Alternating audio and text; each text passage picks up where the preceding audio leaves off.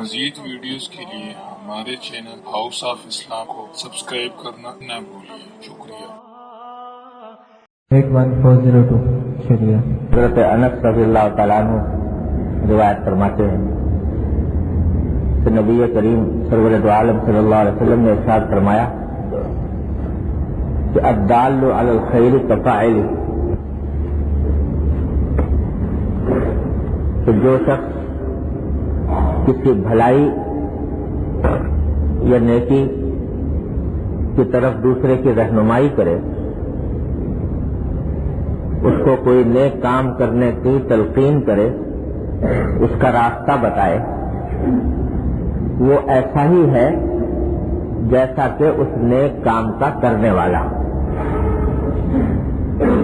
یعنی جو نیک کام اس کے کہنے کی وجہ سے، اس کے بتلانے کی وجہ سے وہ آدمی کرے گا، اس کا جو اجر و ثواب ہے وہ بتانے والے کو بھی ملے گا۔ چنانچہ دوسری حدیث میں زیادہ وضاحت کے ساتھ حضور اقدس صلی اللہ علیہ وسلم نے یہی بات ارشاد فرمائی کہ من دل علی خیر فلہ مثل اجر فاعلہ۔ زیادہ وضاحت سے فرما دیا کہ جو شخص کو نیکی کا کام دوسرے کو بتائے، نیکی کی بات کی رہنمائی کرے، تو اس کو کرنے والے کے عمل کا ثواب اس کو بھی ملتا ہے۔ کرنے والے کو تو پورا ملا ہی، لیکن جس نے بتایا تھا اس کو بھی اتنا ہی ثواب ملا۔ فرض کیجیے کہ کسی کو آپ نے نماز کی تلقین کی اور آپ کے کہنے کی وجہ سے اس کو توجہ ہو گئی اور اسے نماز پڑھ لی، تو جتنا ثواب اس پڑھنے کا اس کو ملے گا، حدیث میں سرکار دو عالم صلی اللہ علیہ وسلم بیان فرماتے ہیں کہ اتنا ہی آپ کو بھی ملے گا۔ اللہ تبارک و تعالیٰ نے اتنا بڑا درجہ رکھا ہے کسی شخص کو نیکی کی بات تلقین کرنے، اور اس میں ہر قسم کی نیکیاں داخل ہیں،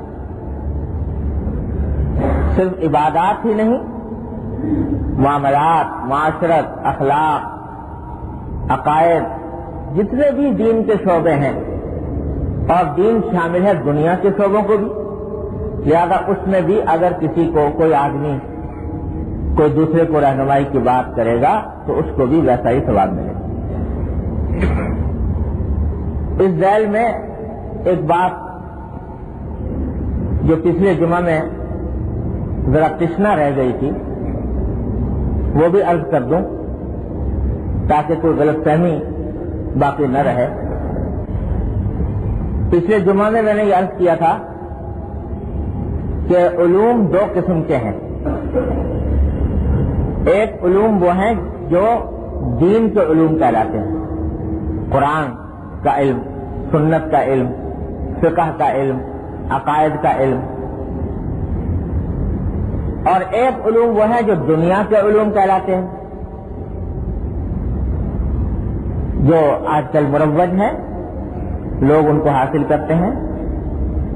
تو میں نے آپ سے پچھلے جمعہ میں یہ عرض کیا تھا کہ اگرچہ فرض کفایہ دونوں ہیں، اس واسطے کہ اگر کوئی فرض کرو طب کا علم کوئی بھی دنیا میں حاصل نہ کرے تو سب لوگوں کے لیے مشکلات کا سبب ہوگا، اس واسطے کچھ لوگوں کو ضرور حاصل کرنا چاہیے، یہ فرض ہے، فرض کفایہ ہے۔ تو وہ بھی فرض کفایہ ہے اور دین کا باقاعدہ عالم بننا یہ بھی فرض کفایہ ہے، لیکن دونوں میں فرق بیان کرتے ہوئے میں نے کہا تھا کہ جو علم دین ہے وہ بذات خود مقصود ہے، بذات خود مقدس ہے، بذات خود اللہ تبارک و تعالیٰ کی رضا کا ذریعہ ہے، اور دوسرے علوم کے اندر وہ جو فرض بنے ہیں وہ ضرورت کی وجہ سے، حاجت کی وجہ سے بنے ہیں۔ اور اس کی مثال دیتے ہوئے میں نے کہا تھا کہ جیسے مکان آدمی بناتا ہے تو اس کا کمرہ جو رہائشی ہوتا ہے وہ بھی ضروری ہے بنانا، اور غسل خانہ اور بیت الخلا بنانا بھی ضروری ہے، لیکن کمرہ جو ہے مقصود ہے اور غسل خانہ بیت الخلا ضروری تو ہے لیکن مقصود نہیں۔ تو یہی فرق ہے علم دین اور علم دنیا کا. لیکن اس سے یہ نہ سمجھو کہ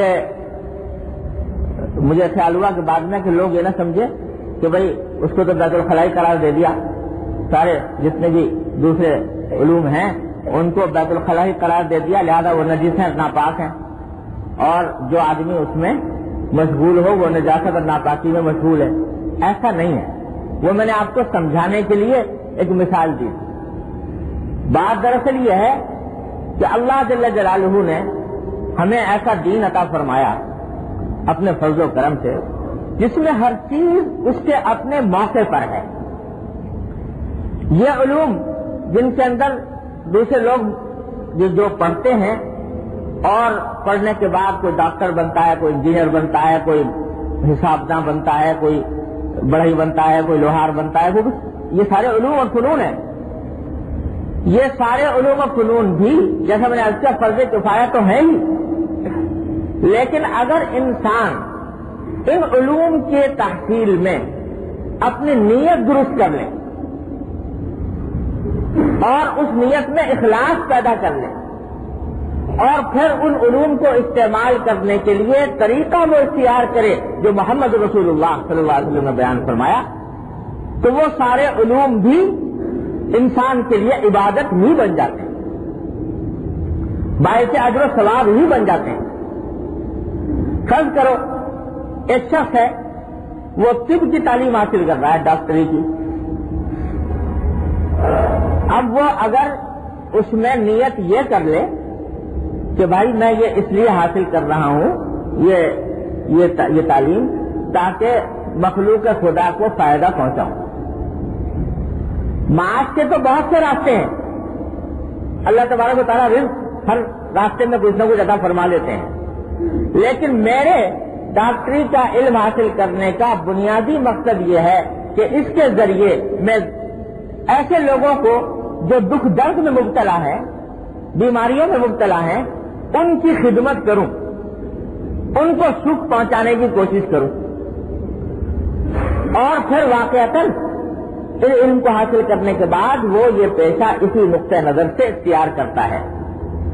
تو اللہ تبارک و تعالیٰ کے ہاں یہ علم حاصل کرنا بھی اور اس علم کا استعمال بھی دونوں عبادت بن گئے، دونوں عبادت بن گئے. اور اس کے ایک ایک عمل کے اندر اللہ تبارک و تعالیٰ کے ہاں اجر و ثواب ہے انشاءاللہ، بشرطے کہ وہ شریعت کے دائرے میں رہتے ہوئے کرے اور نیت درست کرے.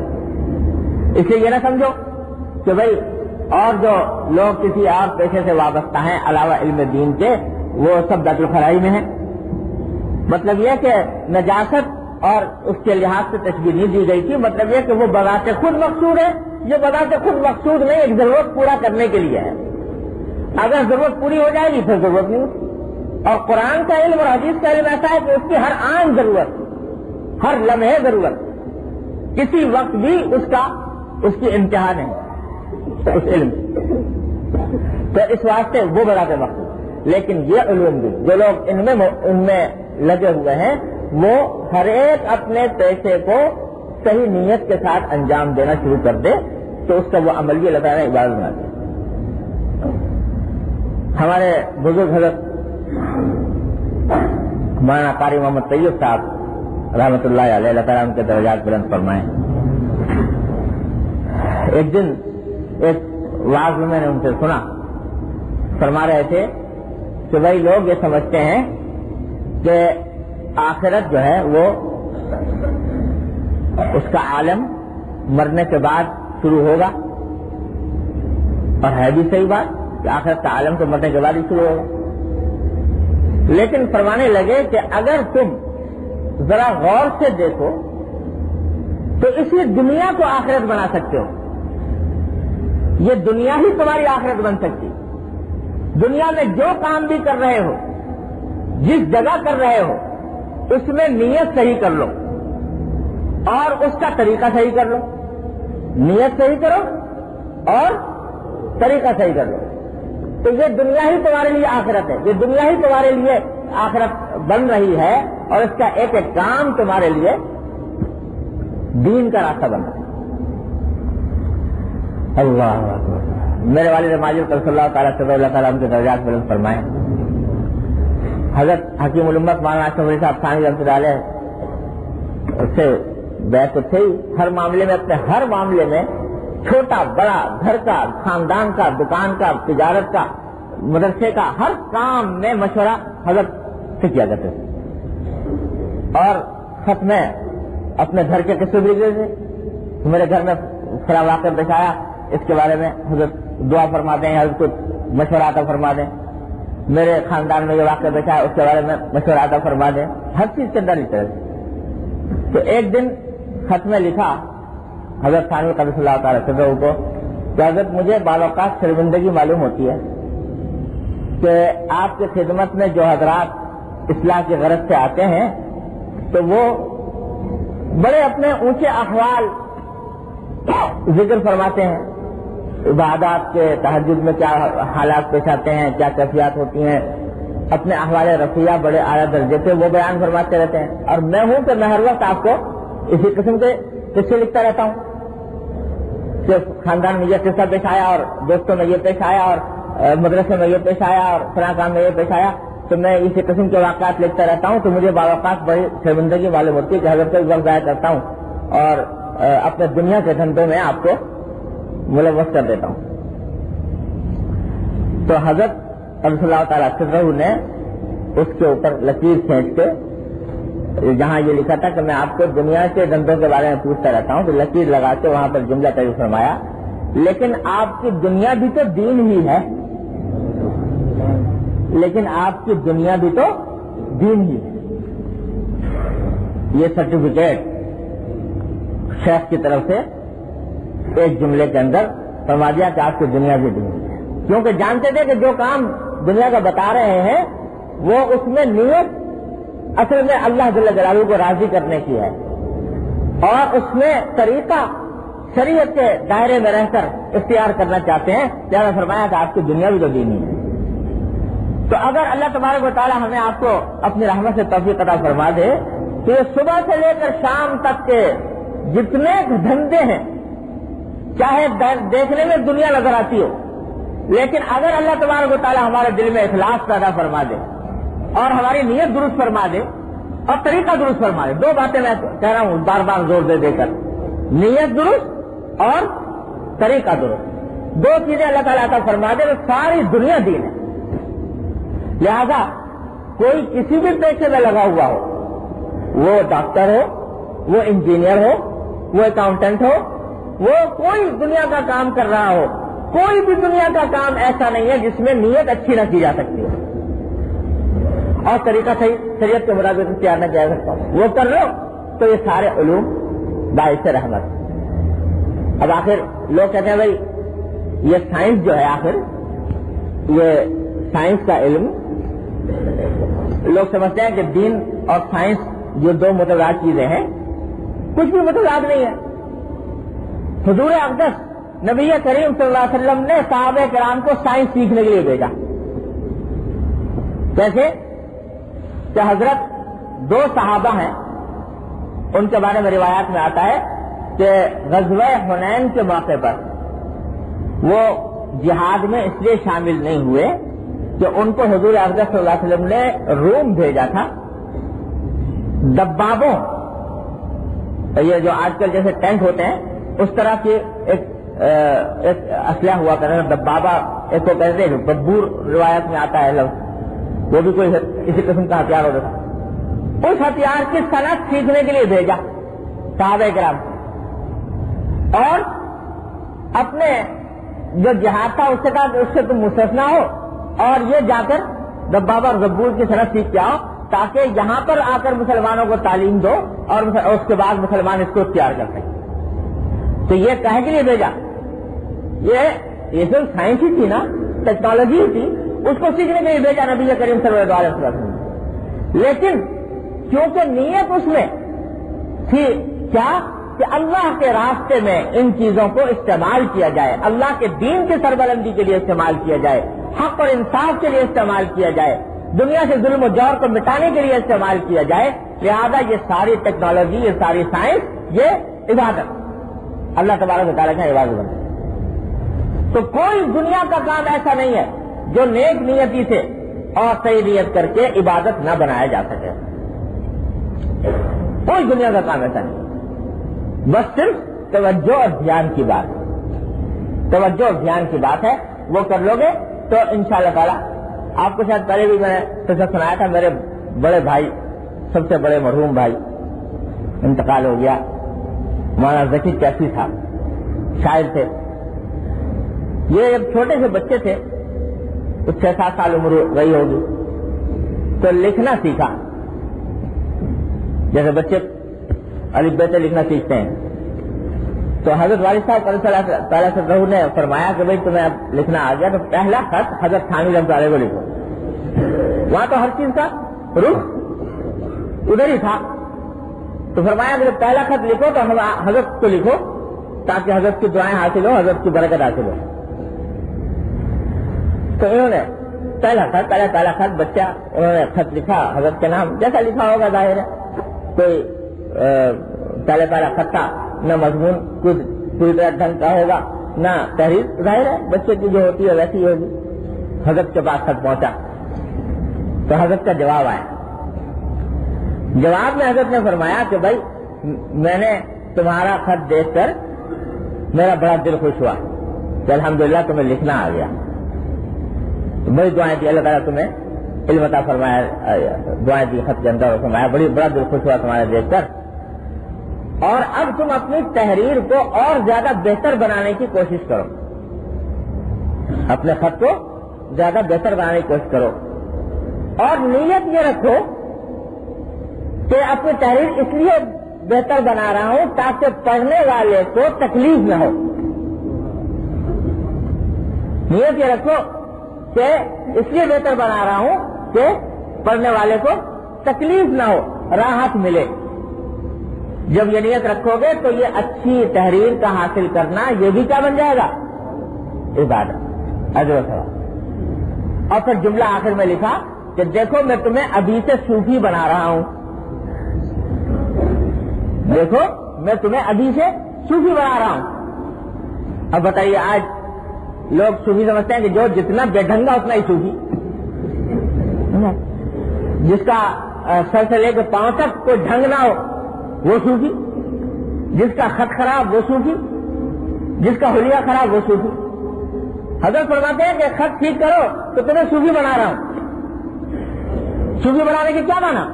کہ صوفی وہ ہے کہ جس کا ہر کام اللہ جل جلالہ کی رضا کی خاطر، وہ ہے صوفی.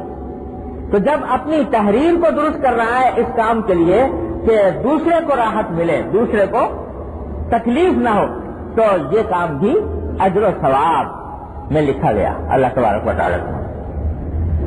تو کوئی کام دنیا کا ایسا نہیں جس میں یہ نیت نہ کی جا سکتی ہو. دیکھو حضرت آدم علیہ السلام جب دنیا میں تشریف لائے تو ہمارے والد صاحب فرمایا کرتے تھے کہ حضرت آدم علیہ السلام جو تھے وہ دنیا میں آباد کاری کے پیغمبر تھے، کیونکہ اس وقت دنیا میں انسان تو نہ ہونے کے برابر تھے، بہت کم تھے. تو اس وقت ساری دنیا کا نظام چلانے کے لیے جو کام ہوتے تھے وہ حضرت آدم علیہ السلام نے سکھائے دنیا کو. تو ان کے زمانے میں جو احکام اور وحی آتی تھی وہ وحی زیادہ تر دنیاوی کاموں کی ہوتی تھی کہ بھائی کھانا اس طرح بناؤ اور فلاں دوا اس طرح استعمال کرو اور فلاں ہنر اس طریقے سے کرو. بلکہ میں نے اپنے والد ماجد قدس اللہ تعالیٰ سے رہو سے ہی سنا کہ سر سید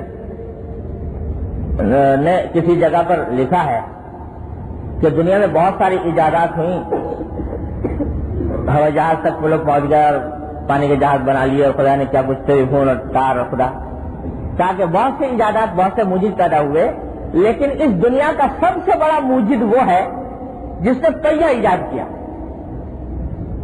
پہیا، کیونکہ ساری دنیا کی ایجادات کا دار و مدار آ کر پہیے پہ ٹھہرتا ہے. پہیا کیا ہے کہ حرکت مستقیم کو حرکت مستدیر میں تبدیل کرنا. جس نے یہ کارنامہ انجام دیا وہ سب سے بڑا موجد ہے، کیونکہ آپ دنیا کی جتنی ایجادات دیکھو گے سب میں کہیں نہ کہیں پہیا ضرور ہوگا. سید کے بغیر کوئی، تو اللہ تبارک و تعالیٰ کی منشا کی رضا اسی میں حاصل ہوگی، اپنی طرف سے کوئی راستہ متعین کر لینے سے نہیں حاصل ہوگی۔ ایک تڑپتا ہوا مریض ایک ڈاکٹر کے پاس آتا ہے جس کے جان پر بنی ہوئی ہے، اور اس کو فوری طور سے علاج کرنا اس کا ضروری ہے، نہیں کرے گا تو جان جانے کا خطرہ ہے، اور مسجد میں جماعت کھڑی ہو گئی۔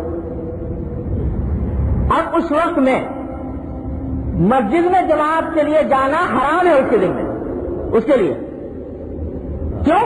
اس لیے کہ اب اس وقت کا تقاضا یہ ہے کہ اس تڑپتے ہوئے مریض کے مرض کا، اس کی تکلیف کا علاج کیا جائے، اللہ تبارک و تعالیٰ کی طرف سے اس کے ذمہ یہ فرض۔ اگر چھوڑ کے جائے گا اور مسجد میں جا کے جماعت میں شامل ہوگا، یہ کہہ کے صاحب میں تو جماعت نہیں چھوڑتا، تم مرو یا جیو، تو اگر یہ کہہ کے جائے گا تو مسجد میں جا کر نماز پڑھنا حرام ہوگا، ناجائز ہوگا۔ اس لیے کہ اس وقت کا تقاضا اللہ تبارک و تعالیٰ کی طرف سے یہی ہے کہ وہ یہ کام انجام دے، یہ کام انجام دے۔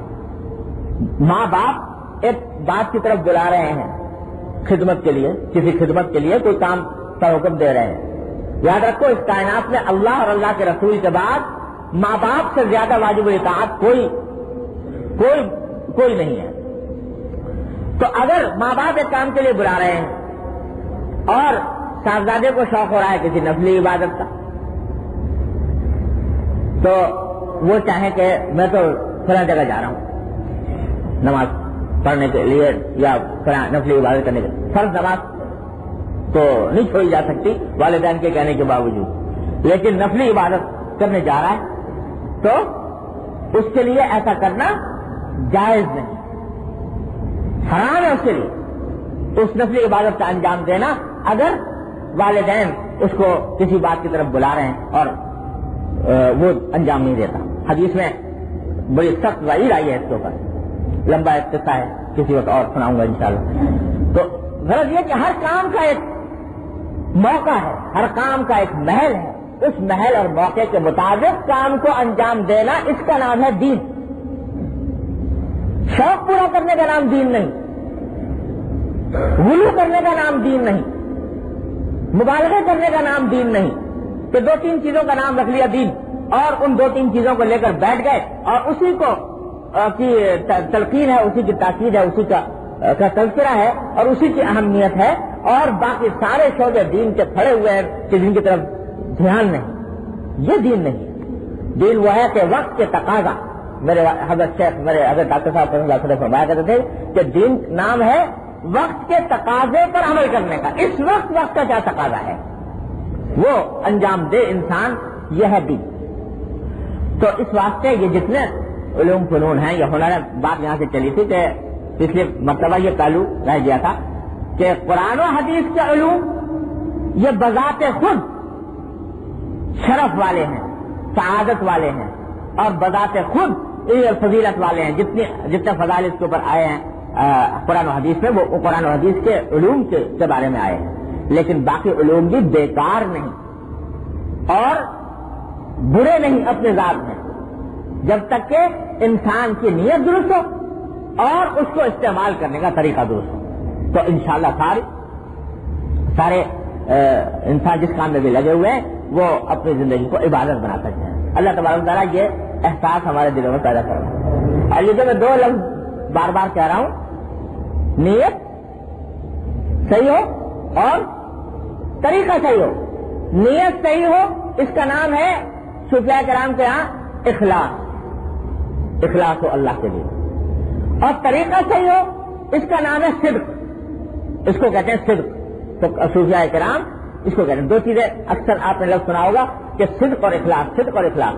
تو صدق کا معنی یہ ہے کہ جو کام کرے آدمی صحیح طریقے سے کرے، اس طریقے سے کرے جو اللہ نے بتایا، اللہ کے رسول صلی اللہ علیہ وسلم نے بتایا، اور اخلاص کے معنی ہے نیک جلدی سے کرے۔ یہ دو چیزیں حاصل ہو جائیں بس کچھ بھی نہیں، تو انشاءاللہ ہمارے حضرت ڈاکٹر صاحب فرمایا کرتے تھے کہ کہیں کہ ہائے ہائے کرتے ہو بھائی، یہ دو چیزیں حاصل کر لو، نیت درست کر لو اور طریقہ اپنا درست کر لو، انشاءاللہ مر جاؤ گے سیدھے جنت میں جاؤ، اللہ تبارک و تعالیٰ کی رضا حاصل ہو.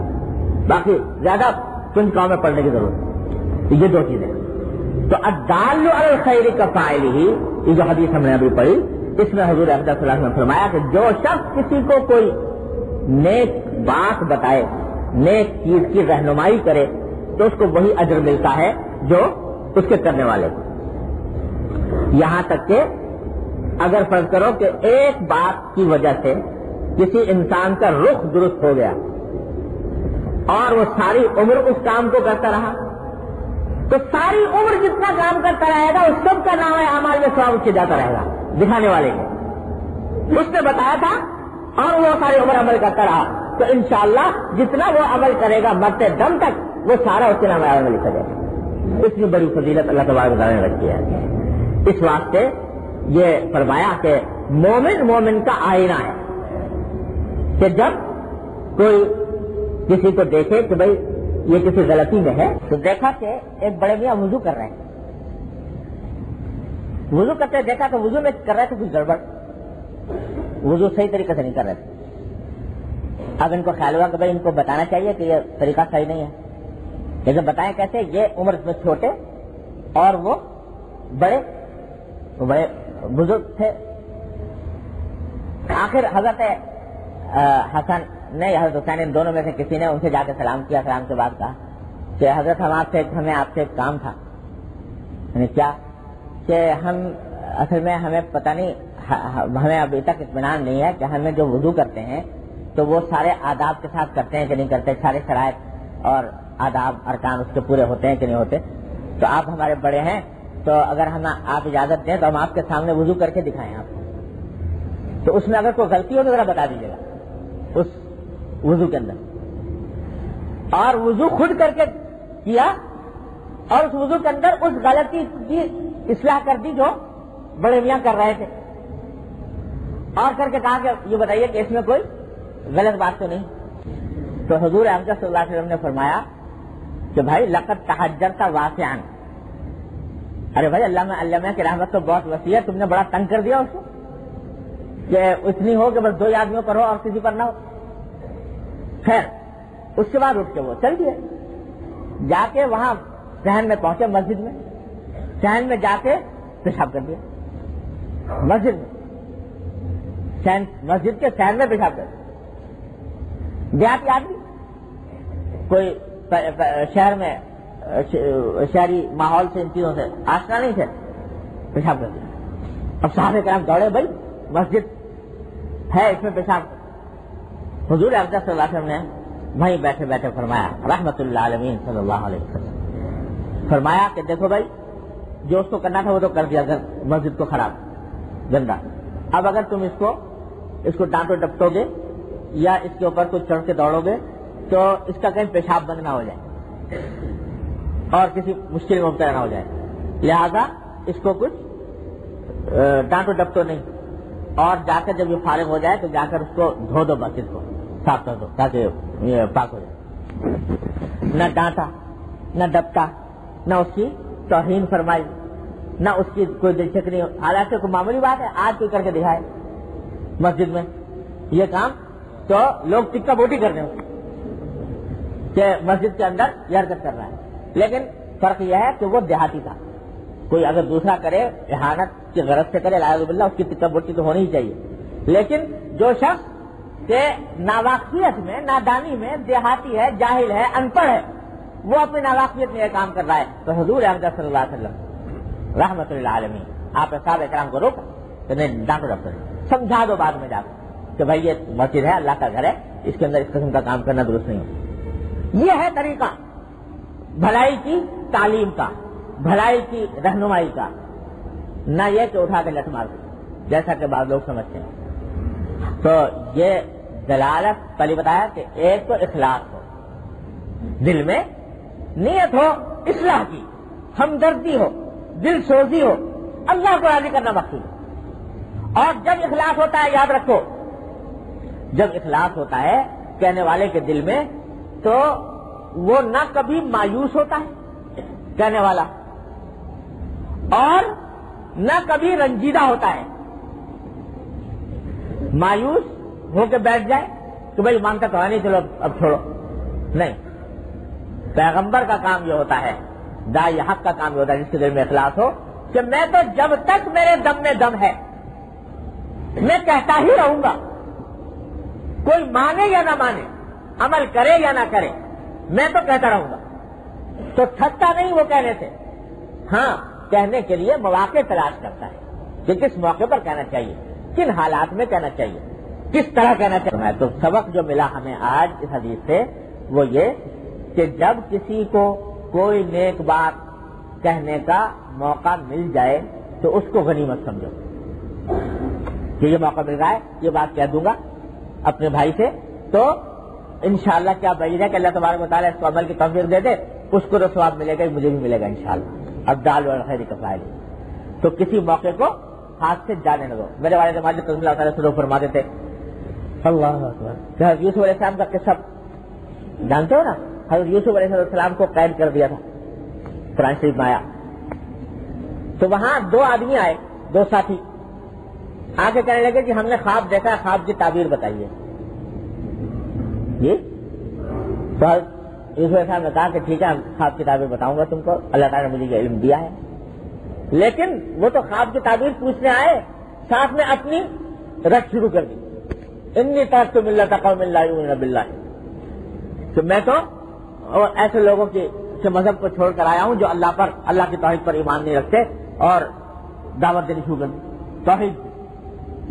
آئے تھے وہ تعبیر مانگنے کے لیے خواب کی، اور اپنی بات توحید کی بیان کرنی شروع کر دی، اللہ تعالیٰ کی وحدانیت کی بیان کرنی شروع کر دی، اپنی پوری دعوت ان کو پہنچا دی. کیوں کہ بھائی موقع ملا ہے ان کا بات کہنے کا، تو اپنی بات کہوں کیوں نہیں، کہہ دی بات.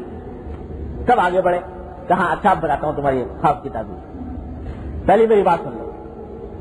تو اللہ تبارک و تعالیٰ یہ جذبات آپ فرما دے، تو جہاں کوئی موقع ملے انسان کو تو وہ کوئی اپنی بات کہہ دے. ہمارے حضرت ڈاکٹر صاحب رضی اللہ تعالیٰ عنہ کے درجات بیان فرمائے. آپ جانتے ہیں میرے شیخ حضرت ڈاکٹر عبدالحی صاحب رضی اللہ تعالیٰ سے لوگ ہومیوپیتھک ڈاکٹر تھے، سارا دن مطلب فرماتے، لیکن جو کوئی دوا لینے آیا اس کو ایک کان میں بات ڈال دیا جاتے جاتے. تو وہ مطلب جو ظاہری مطلب تو تھا ہی، اور ساتھ میں اللہ تعالیٰ نے اس کو روحانی اور دینی مطلب بنا دیا تھا. جو آ رہا ہے وہ کوئی نہ کوئی بات سن کے جا رہا ہے، کوئی بات اس کے مناسب کان میں ڈال دی کہ میاں یہ کام کر لیا. ایک چھوٹی سی بات کو دل میں ڈال دی. ایک مطلب بیٹھے ہوئے تھے، ایک بالکل اجنبی آدمی آیا، آ کے اس نے کچھ دوا مانگی. وہ کچھ اس خیال سے نہیں آیا تھا کہ بزرگ ہیں، کوئی ان سے دین کی بات سیکھنی ہے، وہ تو اپنی دوا لینے آیا تھا. تو فرمانے لگے کہ بھائی دیکھو میاں، تم نوجوان آدمی ہو، بڑے اچھے لگتے ہو، اور یہ دوا کھاؤ، انشاءاللہ تعالیٰ تمہیں آرام آئے گا، اور یہ وہ، اور میاں رات کو بیٹھ کے توبہ کر لیا کرو، رات کو بیٹھ کے توبہ کر لیا کرو، جو کچھ گناہ دن میں ہوئے ہوں اس کے بس 2 منٹ کو توبہ کر لیا کرو. ایک کلمہ اس کے جاتے جاتے کان میں ڈال دیا. تو یہ سوچتے کہ جب یہ اگر واقعی عمل کر لیا، اس نے توبہ کر لی، تو اللہ تبارک و تعالیٰ توبہ کے ذریعے اس کو لے آئیں گے اس راستے کے اوپر. نہ جانے کتنی انسانوں کی زندگیوں میں انقلاب برپا کر دیا اسی کے کلمے. تو جس وقت جو موقع مل جائے کوئی بات کہنے کا، اس کو ضائع نہ کرو. سمجھو کہ یہ موقع ہے، اس کو یہ بات پہنچا دو، محبت سے پہنچاؤ، پیار سے پہنچاؤ، حکمت سے پہنچاؤ، نرمی سے پہنچاؤ، لیکن پہنچا دو. اور حدیث میں آتا ہے کہ اگر اللہ تعالیٰ تمہارے ذریعے ایک انسان کو ہدایت عطا فرما دے تو تمہارے لیے سرخ اونٹوں سے زیادہ قیمتی چیز ہے. اس زمانے میں سرخ اونٹ بہت مہنگے سمجھاتے تھے، قیمتی چیز سمجھ جاتی تھی. تو یہ بڑی نعمت ہے. تو اللہ تبارک و تعالیٰ اپنی رحمت سے، اپنے فضل و کرم سے ہم سب کو اس پر عمل کرنے کی توفیق عطا فرمائے. اللهم صل على سيدنا مولانا محمد وعلى ال محمد كما صليت على ال ابراهيم. بھائی الحمدللہ اللہ تعالیٰ کے آپ حضرات کی دعاؤں سے میری ایک دو روز سے طبیعت بہتر ہے، لیکن مزید دعاؤں کی درخواست ہے آپ حضرات سے کہ کمر کی تکلیف اللہ تعالیٰ اپنی رحمت سے مکمل طور پر دور فرما دے. اور بھی کچھ حضرات نے پرچے بھیجے ہوئے ہیں، اللہ تعالیٰ سب کی حاجتوں سے واقف ہیں. اپنی رحمت دعا کیجیے کہ اللہ تعالیٰ ان سب کی مرادوں کو پورا فرما دے. اللهم صل على سيدنا مولانا محمد وعلى ال محمد كما صليت على ابراهيم وعلى ال ابراهيم. ربنا ظلمنا انفسنا وان لم تغفر لنا وترحمنا